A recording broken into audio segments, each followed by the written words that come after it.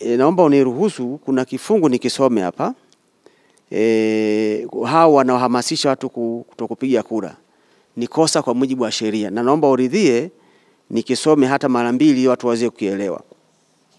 Ni kifungu cha 129 cha sheria ya uchaguzi wa rais na madiwani, kinasema hivi: mtu ambaye kwa dhahiri au kwa kificho yeye mwenyewe au mwingine kwa niaba yake anatumia au kutishia kutumia nguvu, vurugu au kizuizi, au anasababisha au anatishia kusababisha yeye mwenyewe au mtu mwingine yeyote kwa niaba yake jeraha la mwili au la kiroho, uharibifu, madhara au hasara au dhidi ya mpiga kura yeyote kwa ajili ya kumshawishi au kumlazimisha mpiga kura huyo kupiga kura au kuacha kupiga kura.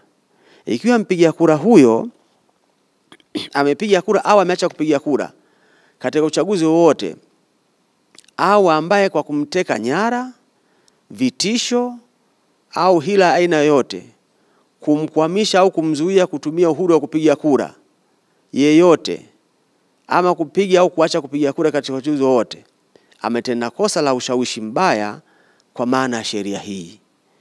Kwa mtu yote kwa sasa au kwa niaba ya mtu yote kwa sasa anayeshawishi wapiga kura senda kupiga kura, ametenda kosa kwa mujibu wa sheria hii, kifungu namba 129.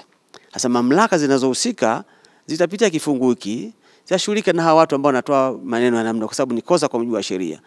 Na kusema tafsiri ya sheria inatoa tafsiri kwamba mtu yote ametenda kosa basi anaweza kashtakiwa kwa mashtaka yote ambayo taratibu inaona. Kwa hiyo nilikuwa niseme hilo jambo, kwa ni kosa. Lakini la pili, niwaambie wananchi wa Tanzania. Mheshimiwa Rais mstaafu leo kusema ukiambiwa changanya za kwako. Usipokwenda kupiga kura utachaguliwa rais usiyemtaka. Utachaguliwa mbunge usiyemtaka. Utachaguliwa diwani usiyemtaka kwa muda wa miaka 5. Na lakini la pili, uchaguzi wa Tanzania mtu ashindi kwa asilimia, anashinda kwa idadi ya kura. Kura yako wewe ingeweza kumfanya usiyemtaka asiwe rais.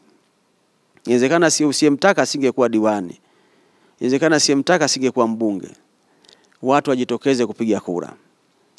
Lakini mimi nadhani watu watajitokeza, watu wengi, kwa sababu kampeni za sasa zimekwenda kwa utaratibu na ustaarabu. Wakati mwingine wapiga kura wanashindwa kujitokeza kwa sababu wanaona mtifutifu kwenye kampeni, wanahofu kwenda siku ya uchaguzi. Lakini kwa sasa uchaguzi wa wagombea kiti cha rais, makamu wa rais umekwenda baridi na salama mpaka sasa hivi.